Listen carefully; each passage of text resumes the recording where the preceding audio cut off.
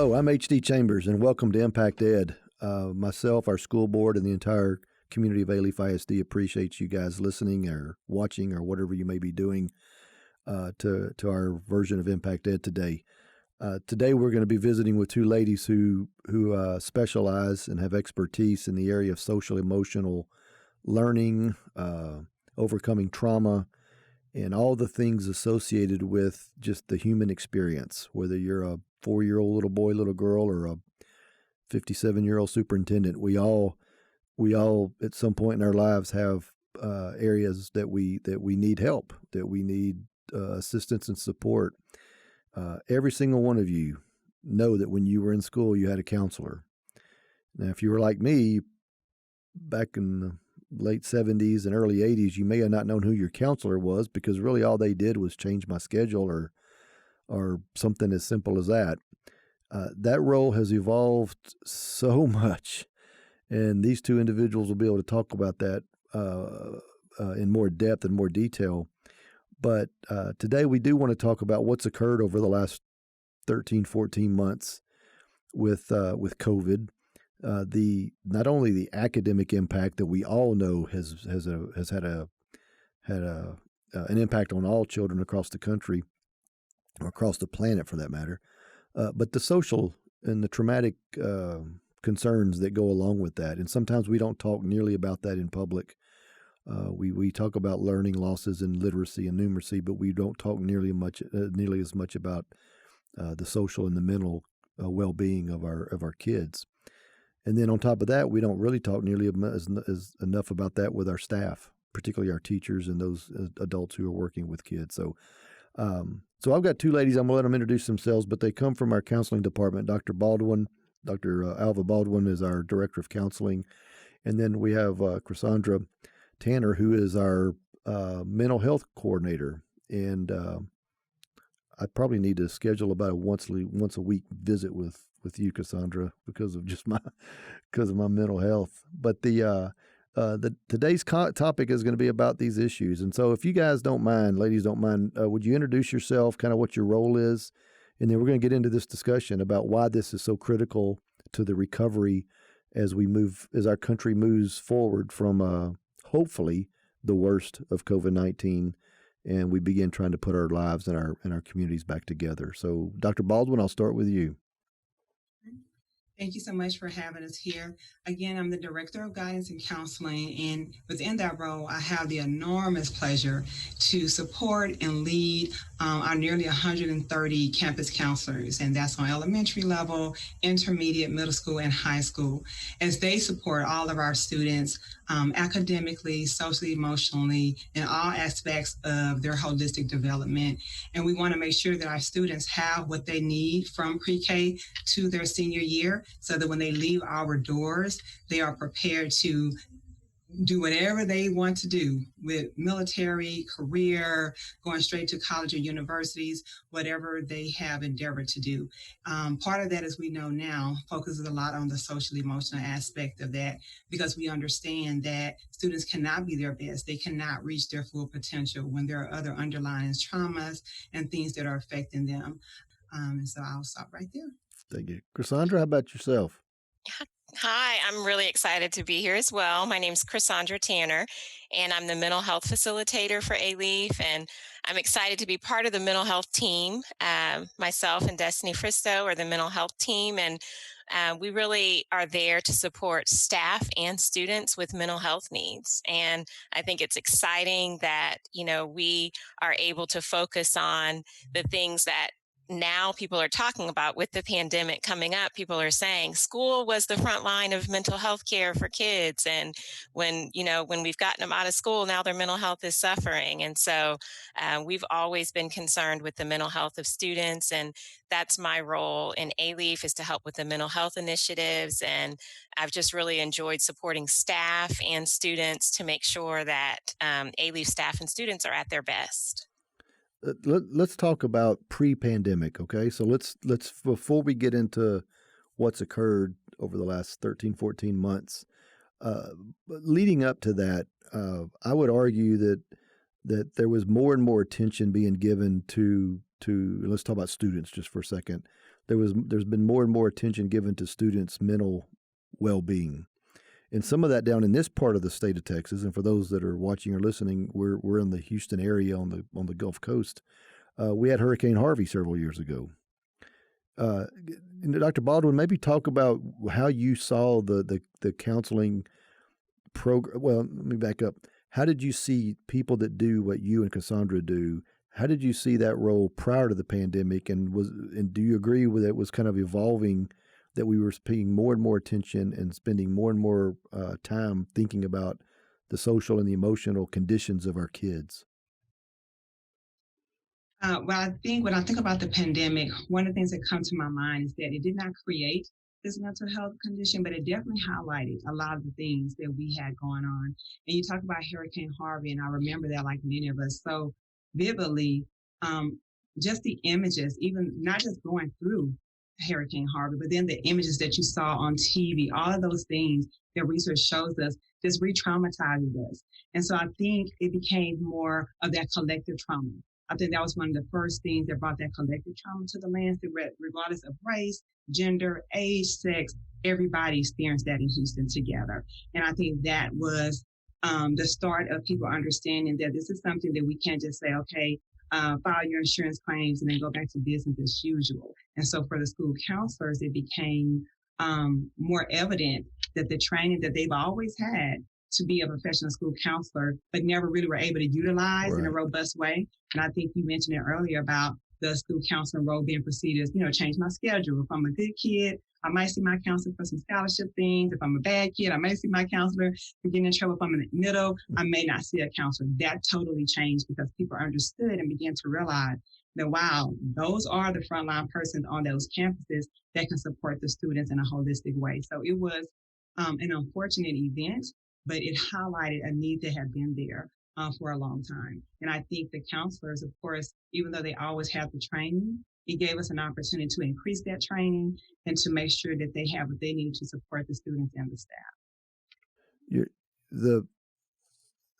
This notion of students are resilient. We've always, I think we've all, and there's truth to that. There's a lot of truth to that. But assuming that all children are resilient to their circumstances, I think that has begun to break down, knowing that yes, they're resilient, but they still need help and they still need support. Chrysaundra, how has that changed? I mean, because now going back to what Dr. Baldwin said, and my little analogy that my counselors used to change my schedule. That I did. I'm sure they did a lot more than that, but I was one of those kids in the middle, that just didn't really see them that often.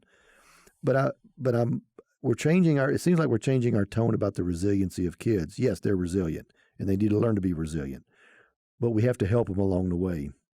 Absolutely. Absolutely. I agree. I think it's evolving as we learn and we grow more. It's not so much of shake it off, you'll get over it kind of a thing that some of us that are older grew up in a time like that, where now we really pay attention a lot to the whole child. And we've learned, the importance of how traumatic experiences affect kids' brains. And so we're really giving careful detail to make sure that we're not ignoring or dismissing the emotional things that kids are dealing with. And so I'm excited that there is less stigma associated with mental health. And so people are more comfortable speaking up about it. And, the more awareness stuff that we increase where we talk about it, then kids feel more okay talking to you about how they feel and knowing that, the school is a place where we care not just about your grades, but we care about you as a person and how you're feeling. And we know that that's going to affect your ability to learn. So, yeah, I think in that sense, it's been a good thing that we're learning and growing in that way to make sure that we serve the children completely. Yeah, there's a position some may take that we have to be careful by coddling kids or coddling students, right? Going back to used to be, get back up, dust your britches off, and go back out there and live your life. And there's still a certain amount of that's true. But I think what we've done, in my observation, is we've gotten a lot better in identifying the kid that we can do that with versus the child that doesn't need just that. They need a little bit more. And so Absolutely. I joke all the time because I said I became a therapist even though my dad used to tell me we don't cry because our feelings are hurt. you know and so right. it's like he grew up in that old school generation, and now I think we are very attentive to making sure that we are able to understand that all different kids experience things in different ways, and we're seeing that with the pandemic. Some people it's an adjustment of small things in their life, and some people it's all the way to they've lost a parent, they've lost a grandparent, their parents have lost a job, but it's hitting everybody differently. And we know whether it's Harvey or whether it's the pandemic, those that were already vulnerable, when they get hit, it's even worse. So and to Cassandra's point about that, I think it is a shift for our parents, because no one wants to feel that, oh, this is wrong with my child, that my parenting styles are being compromised or questioned. So I think that's another great thing about having podcasts like this and some of the programming we try to have daily, to include the parents in that conversation, because it is a mind shift. Because what we're dealing with now is, to use this term, unprecedented. I mean, this is nothing, this is not, okay, you got knocked down on the football field, type of thing. Our students, our adults, we are being bombarded with things, images, every day. Right now as we're recording this tape, we're in the week of the George Floyd verdict. And just thinking about the images that we have seen on television, I'm talking about local news. That's traumatic, and all the research lends to that we're actually seeing deaths and seeing essentially, murders daily. Our brains are not developed to handle those type of images. And so I think that parent component is very important, and we're going to continue to have different avenues for our parents to learn more about mental health and learn more about social and emotional learning.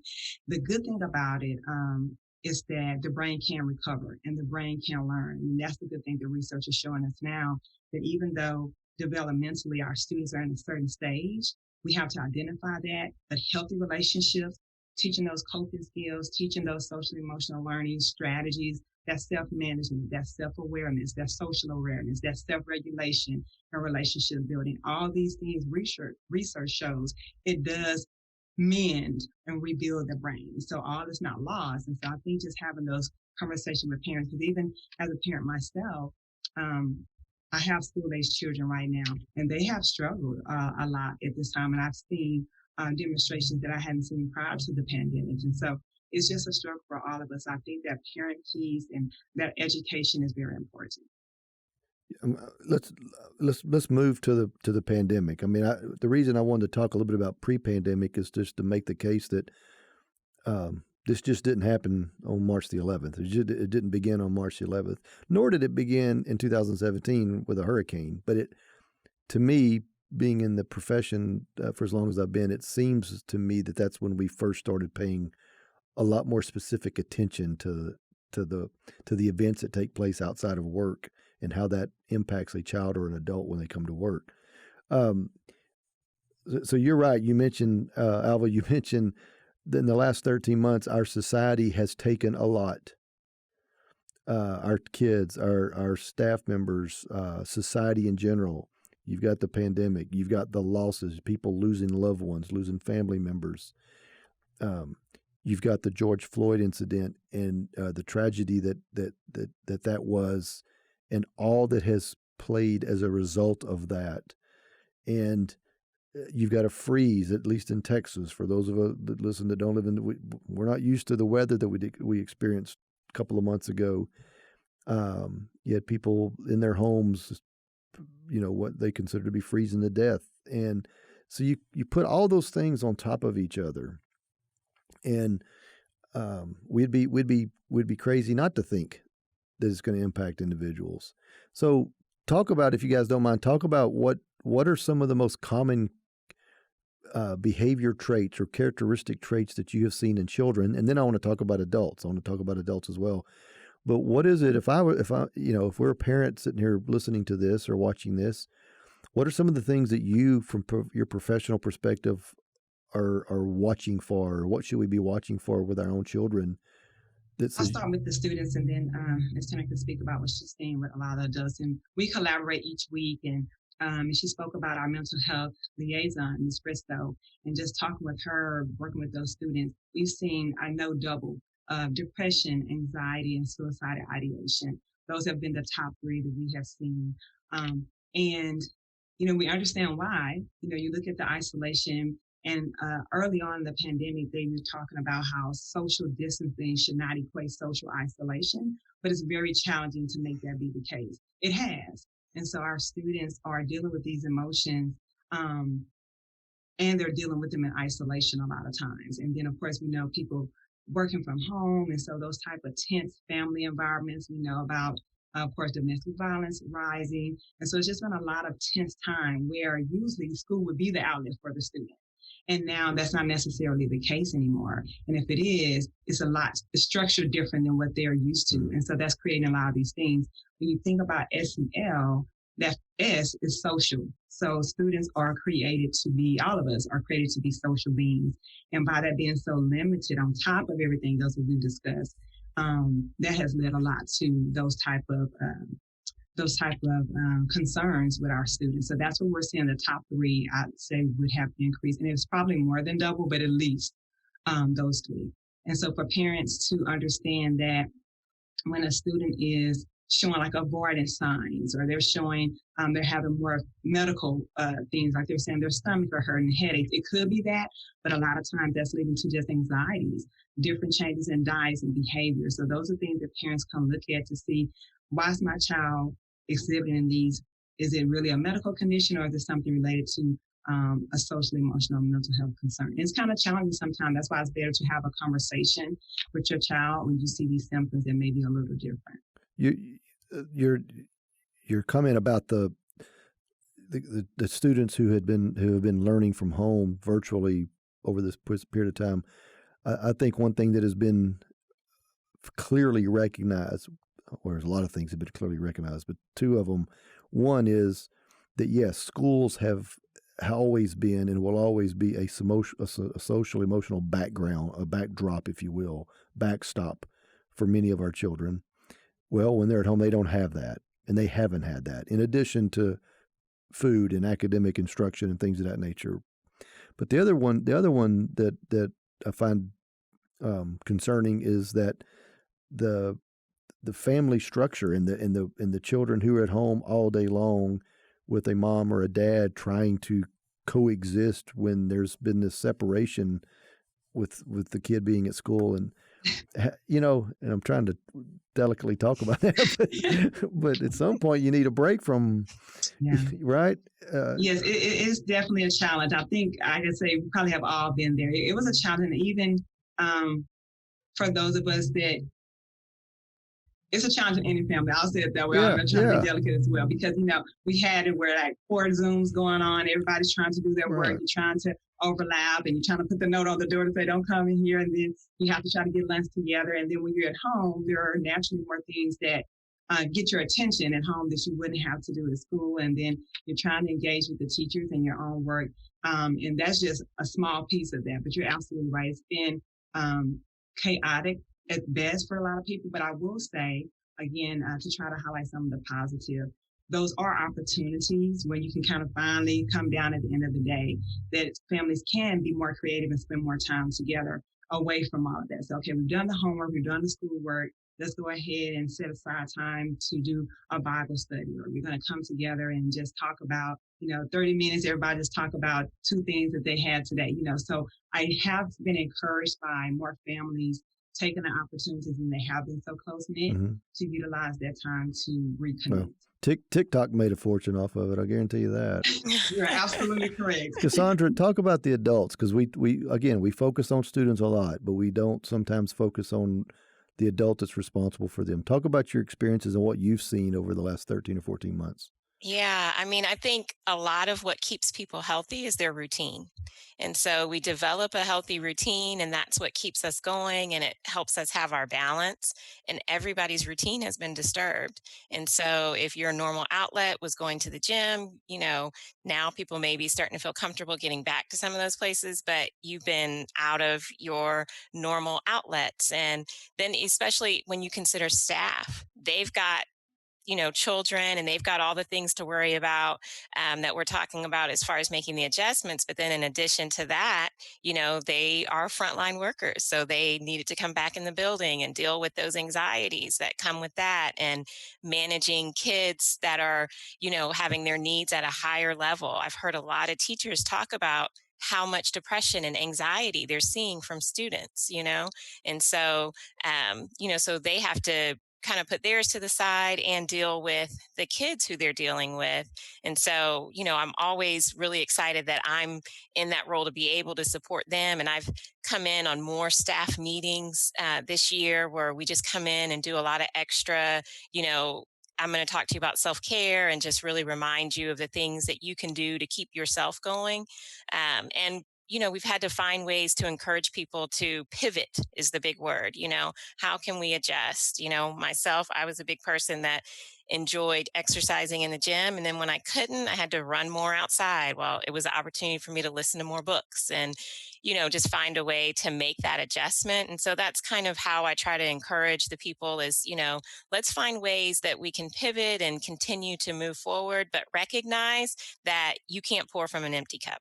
So you've got to take care of yourself, and there's, no guilt in that. We can't have compassion for other people and not have self-compassion for ourselves. You both have talked about depression, whether either describing people's reaction to what's happened, or can you clarify what depression is? Because it seems to me that's a term that sometimes gets overused, and it gets to a point where sometimes it's overused so much that the true clinical definition gets watered down or gets lost into, and sometimes we and I'm guilty of it. We'll assume someone's having a bad day or they're down in the dumps over something, and we want to associate depression with it. And then the next time we see somebody who's truly depressed, and we treat them like the person who just had a bad day or just having a rough time. Does that make sense? Could y'all talk about that a little bit? It does. I'll just say a couple of words, and Ms. Tanner may have something to share. But when you're looking at, and that's such a good point that you bring up, Mr. Chambers, because we want our students and our staff to be able to have the language that they need. Because if something happens in your life that makes you sad, then you're sad. That's just sadness. That's not necessarily depression. But what depression looks at and where it comes in, if you're looking at that prolonged sense of not being able to get back to your normal level of functioning, not being able to no longer enjoy those things that you used to enjoy. And it's not related to one specific thing. I know in a clinical sense, when you look at depression, you can't even necessarily diagnose it if it's related to a loss or a death. So if someone came to a mental health facility who had just lost a loved one on Monday, and they came in on Tuesday to say, I'm depressed, that clinician is going to put a grief diagnosis on that and not depression, because that is something that you would expect, that you would be sad that close. But if you get down to a certain amount of time, then they start looking at those depression things. You're still not able to get out of bed. You're still not able to function properly. You're still not able to do your self-care. So it's really the length of time and the intensity of that sadness over time. But you're absolutely correct to make that distinction, because sometimes, I think everybody's going to be sad during this time, but that depression really comes into you really not being able to sleep in patterns, things of that nature. Disturbance in sleep and those type of things kind of happen over time, when you just kind of feel like it's been a while and I still have not felt like myself. I'm still not able to care for myself like I used to, or care for my others. It's getting more and more difficult to operate at work. I'm not sleeping properly. I'm feeling some physical manifestations more than I did before. That's when you kind of start looking at more of that depression type of term versus just sadness. Yeah, I agree with Dr. Baldwin. I think you can have symptoms of depression. A lot of people probably see that. But it's when you have enough of those symptoms, where the change in eat, the sleep, the appetite, the loss of interest, but it gets so bad that you can't function. And so then that's when you're going to get the clinical diagnosis. But you could have a lot of the symptoms, but you're still functioning, and so you wouldn't get the diagnosis then because it hasn't altered your life in such a great way. And so, I think a lot of it is seeing when it gets to the point to where you really are not able to do the things that you used to do. And I want to make another clarification. And I'm so glad that you brought this point up. So when we are saying, even in this conversation, the increase of depression and things, that's self-reporting. So we're not diagnosing those individuals. That's self-reporting. Last year, we may have had 30 kids that say they're feeling depressed and all of that. Of course, we have to refer them out to get a true diagnosis. But this year, we have 60. So even in us saying that, that's a people self-reporting that this is what I feel like is going on with me. I'm glad you brought that up, because I'll make an observation and you guys kind of react to it. Just generally in our society, it seems as though that there's been more of an acceptance, almost a cheering on of people who have not self-diagnosed themselves or who have not talked about it publicly. That there's been more of that. I mean, you've got celebrities that are talking about it. You've got athletes, professional athletes, who are talking about true clinically diagnosed depression or mental illness or mental, whatever you want to call it, chemical imbalances, where things are going on in our brains. And I think we would all be foolish to think that at some point through the course of our lives, our brains don't change, and the chemicals that make us act the way we do and think the way we do. Would you agree with that? That there seems to be it's still a stigma. I don't want to mislead anyone. People still look at it as a stigma or as a weakness. But would you agree that it seems like it's been slowly becoming more accepted to talk about it? For sure. I'm excited. Dr. Baldwin led a panel where we did a presentation on a film, Angst, and we did that in the evening for the parents to watch, and then we kind of discussed it, and it featured Michael Phelps talking about his experience with mental health. And it's, to what you're saying, when people like him speak up about it and say, I had to see somebody professional, it was beyond a little bit of sadness. It was to where I needed professional help, and I had to see somebody to get medication to get my life back on track. And I think that helps tremendously. Kids relate to the things that they see on TV, and now, and we're in the social media generation and all of that. So they blurt out their feelings online, and sometimes they're able to connect with people in a way that wasn't available previously. But I think it's been a big help that we have had people to bring down the stigma that has been associated with it, things that we didn't talk about before. I totally agree with all of that. And even I'm thinking about now some of the commercials, and you guys have probably seen them, about some of the calming apps where you'll be watching the show and it'll say 30 minutes of just calming and breathing. And I think that's just amazing. That is, being so more highlighting now. Like, hey, everyone has a moment. Let's take 30 seconds, deep breathe. And so that, along with celebrities and people that, they're people like all of us, but kids a lot of times, of course, still see them as role models. And I know there's been some conversation on whether or not that should be the case. But when they can say, hey, yes, I perform well in this area, but over here, I still struggle here. I think kids then say, oh, okay, so I can still strive to be a great athlete or a great principal or a great whomever and still have this struggle. And it's okay. And the next part, and there's help. Right. So let's talk about the help. So we're from a large school district perspective, we've got all kinds of opportunities or resources. But Dr. Baldwin, before we get into that, I'd like for you to maybe talk a little bit about, you've worked in the private sector, and you've worked with had your own private practice, if you will. And have you seen a sense in transitioning from what you were doing prior to coming to Alief and overseeing our large operation? What are some of the similarities, or what are some of the differences, if there are, with the children and the adolescents that perhaps you worked with, or even the adults, and then coming into a school setting with adolescents and with adults? Well, one of the main things, so in private practice, by the time I had a client in my chair, there had already been some sort of pathway that led them to them being there, some type of identification. And a lot of times that did happen within the school system, where the schools had some concerns and brought in the parents, and then the parents would refer, other schools would refer them to me. In a larger school district, a lot of those concerns have not necessarily been highlighted yet. So there's a lot more of that front end of education, what to look for, what to see. A lot of that, they look at that tier support.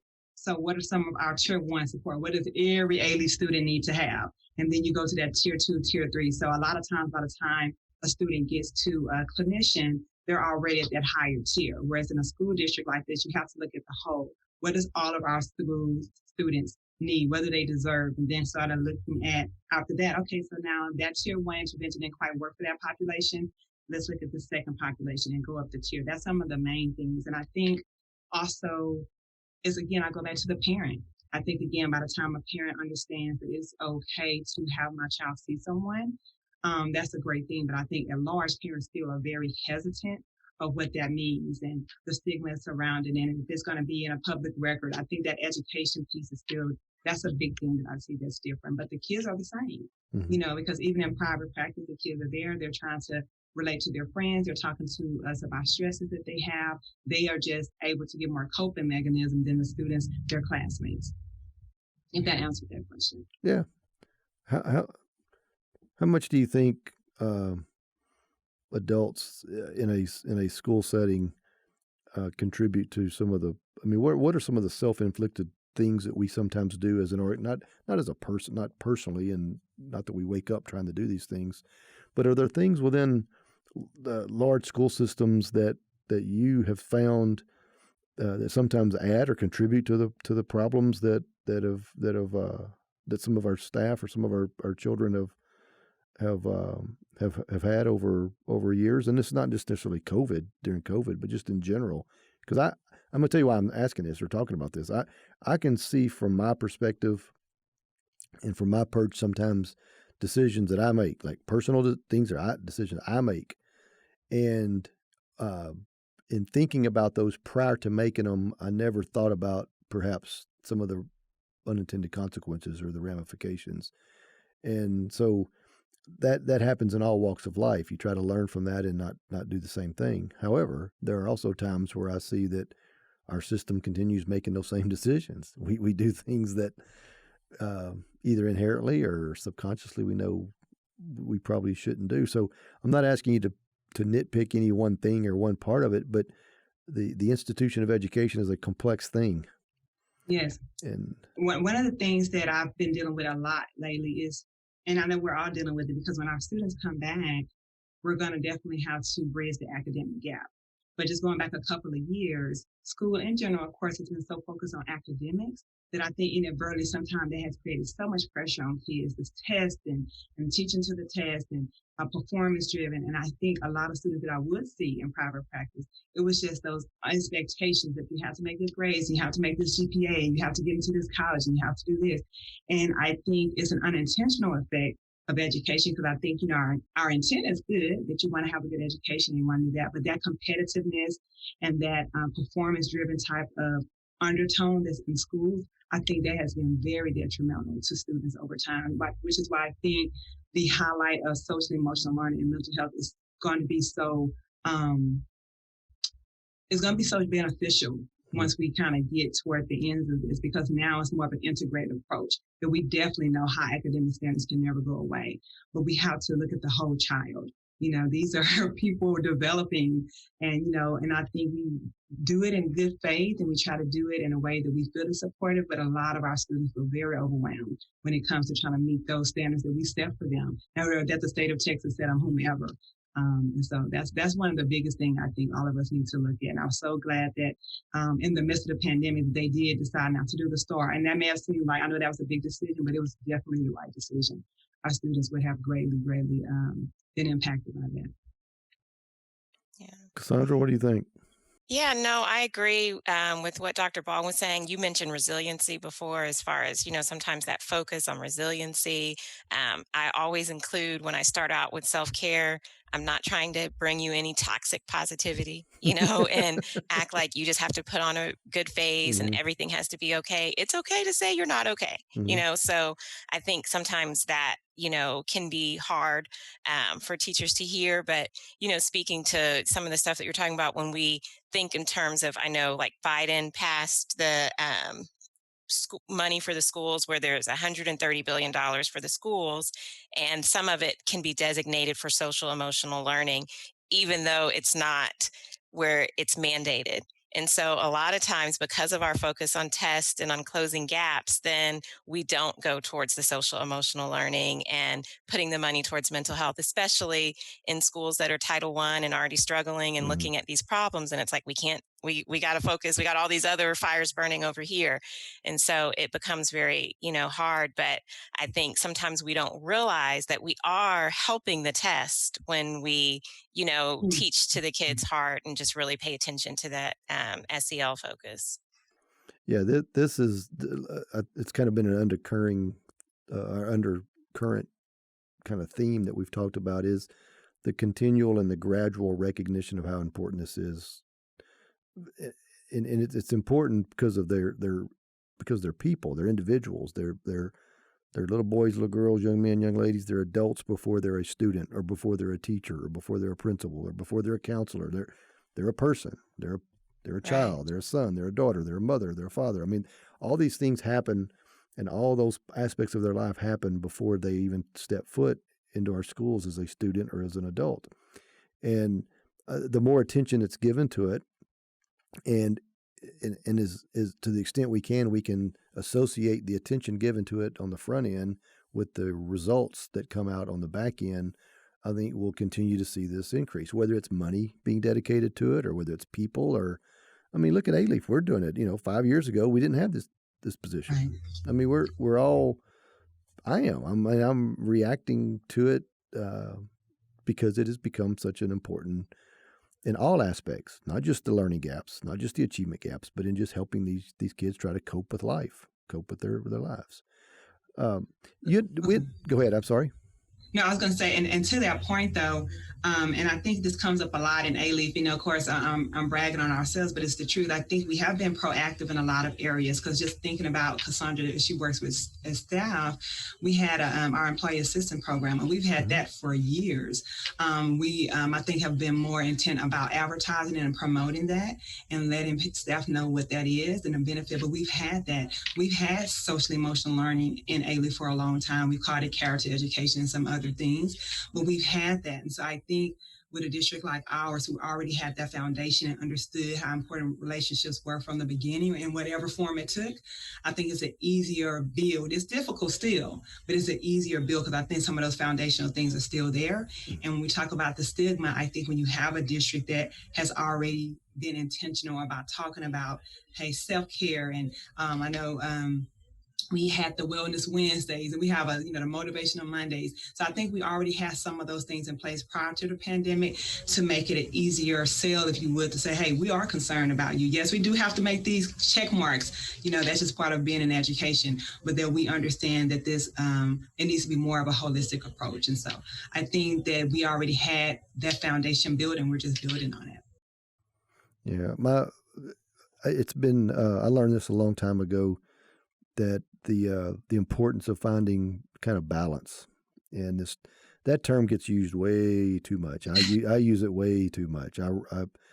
For those of you that have been in the district for a long time, typically 90% of every memo I put out to the staff, I always say, find some life balance, try to get away from this place, and that's easier said than done. And sometimes I don't practice what I preach, and I know that, but it is important, and I do recognize the importance that our school board and that our district has placed on this issue and on this matter, and ladies like yourselves and all the colleagues that you work with across our district, they're waking up every day knowing that when they get to the school, there is going to be a crisis that they have to deal with. There is going to be a crisis. I don't know how many people wake up every day, other than maybe law enforcement and firefighters, and I don't know of any other profession that wakes up every day and can be guaranteed 100%, no doubt about it, they're going to have to deal with a crisis today. And they don't know what the crisis is. They don't know what it is. And for that, we could never express our appreciation to the men and women that do what you guys do for a living. but also to the teachers who are the first line of counseling, right? They're the first line of instruction. They're the first line of a lot of things, which leads me to this conversation about teachers and counselors. Do you, as we move forward, as we keep thinking about what is this going to look like in a year from now, 2 years from now, 3 years from now, and what I'm talking about is the mental health and how we're approaching it. Yeah. How do you see the counseling position in our schools and the teaching positions in our schools? How do you guys see that those two merging so that these teachers are more cognizant, or perhaps they're more on alert to look for some of these signals that we talked about earlier? I think one of the things that I'm looking at is making sure that teachers understand that we do not want them nor expect them to be counselors. It's two different sets of training. Of course, all professional school counselors have been teachers. They have to have been teachers at least for a couple of years. Most of our counselors have had extension teaching backgrounds, and a lot of them are licensed professional counselors and have additional counseling certifications. But there are two different roles and two different sets of training. And those of us who went the additional training for counseling, we did that for a reason, because that's where our passion was. So that's the first thing I want to make clear. We're not expecting for teachers to become counselors, but we do need that partnership to continue to build. And that's why we do some of the training, like with the trauma informed, because the counselors are not sitting in that classroom with those students every day. But as a teacher, you are, and you can see that, okay, HD this is a little different than what I've used to seeing with him. Let me have a conversation with him. Let me check on some things. And once you've done that and you have that trauma-informed lens, then you can say, okay, thank you for sharing that with me, HD. I really think, we have Ms. Tanner here. She's in our district. And, I'm going to, I'm always here for you. But I really, are you open to talking with her? So just being able to partnership more. And then for the teachers with a role like Ms. Tanner's, to be able to recognize that, hey, I have these kids and I want to do my best for them, but I'm not feeling okay today. Like, I'm not feeling okay, for them to feel okay to go to the counselor to say, hey, I may need some support. And so I think the understanding of the collaboration that can happen with the counselor versus the teacher, but then also for the teacher, we would just encourage them. And what our focus is to have them to train and have them to educate, because it's not fair to anyone to have expectations without giving them what they need to meet those expectations. So we're trying to make sure that they know this is what to look for. This is maybe what to listen for. These may be some signs that'll be concerning to you for you to connect with the counselor. So that would be the main thing I want to highlight. Chrysaundra, do you have a couch in your office? I may need to come in and... Well, you can see I'm in my office here, and I turn on the lights brighter for y'all, but normally the lights are low. I have aromatherapy going, so it's a very comfortable place. Well, I think Dr. Baldwin, in a roundabout way, was kind of diagnosing me. And I will say this in all sincerity, as a director of counseling, talking to counselors, directors in other districts, I am so encouraged to be able to say I have a mental health team, because a year and a half ago we couldn't say that. And so we're just making so many strides in the right direction, understanding, like you said, the student and the staff need the support. And I just hear so many adults saying, I can't believe that we kind of have some people for us. And we know that, as Chrysaundra said, there's a lot of different departments that reach out to say, hey, our department is just, some of these departments, they have worked through the pandemic. They really hadn't had a break. And, nutrition and some of those, departments that say, hey, our department is kind of really stressed thin, and we just kind of need someone to come in. So it's just an absolute blessing to work in this district and to look at where we're going with mental health, where we're going with social and emotional learning. And I'm just very sincerely proud to be a part of it. Good. Yeah. Chrysaundra, any last things that you would like for those listening? I told you guys before that there's going to be people watching and listening this that actually are in situations like you've described, and maybe they're that person that has chosen not to, for whatever reason, to seek help. Any words from you guys that you'd like for them to hear?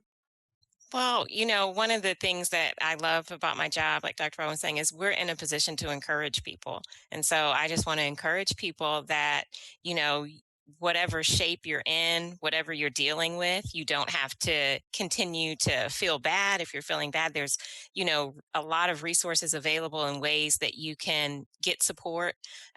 We have on our website, if you go to the Alief website, the counseling pages, we have a mental health page, and we have all kinds of numbers there where you can reach out and talk to people, but I think one of the things that we've learned in our resourcefulness of the pandemic is, there's all kinds of ways that we can adjust and continue to grow and change. And so I would just say never be afraid to reach out for help and know that, there is support available. And I've seen a lot of people get better. And that's what kind of keeps me going is I've seen people get better. And as far as working with students, we know that one caring adult in their life can make all the difference.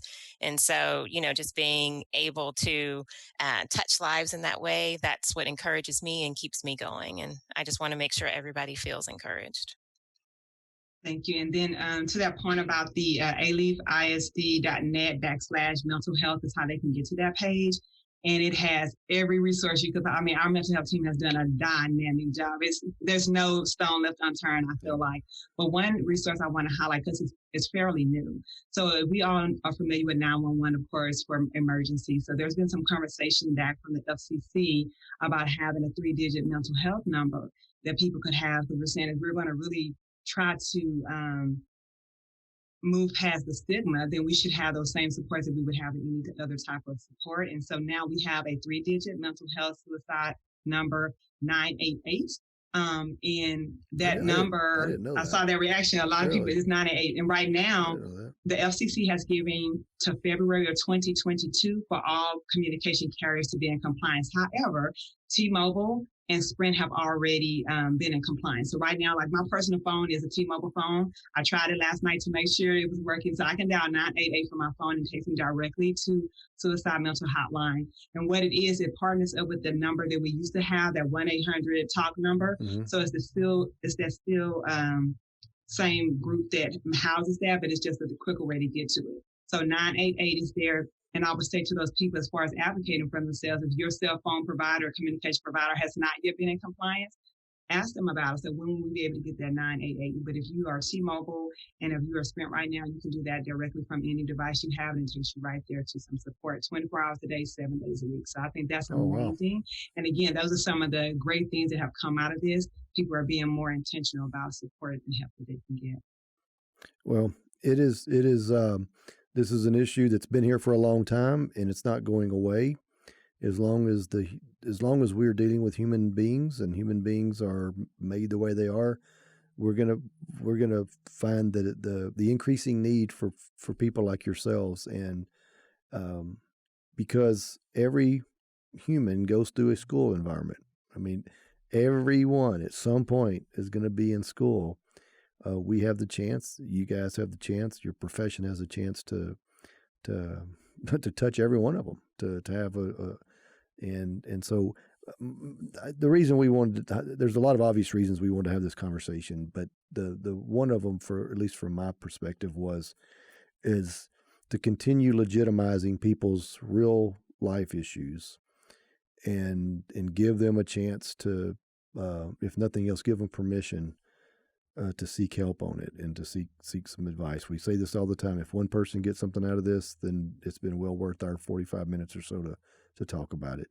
And I can't express enough appreciation for you, Dr. Baldwin, and you, Chrysaundra, and you taking over a new role and kind of molding it into a way in which y'all see fit, that y'all see the best way to achieve the objective of the role, and with your facilitator, and then obviously God bless those counselors in our schools that are doing God's work every single minute of every single day. I joke with them. I mentioned earlier about everyone who wakes up to a crisis.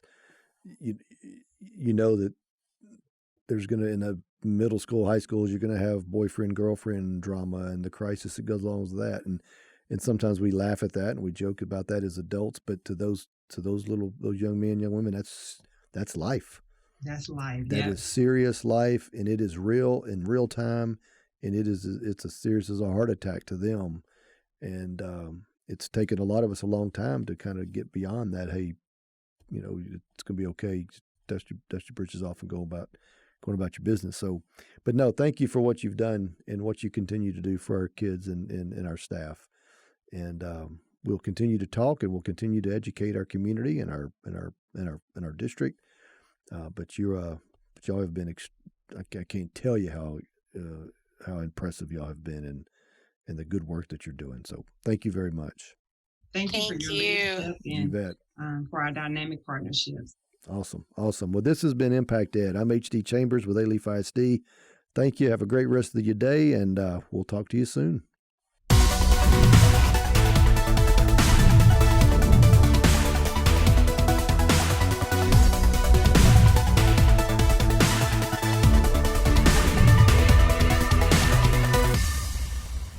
This has been an AMP production.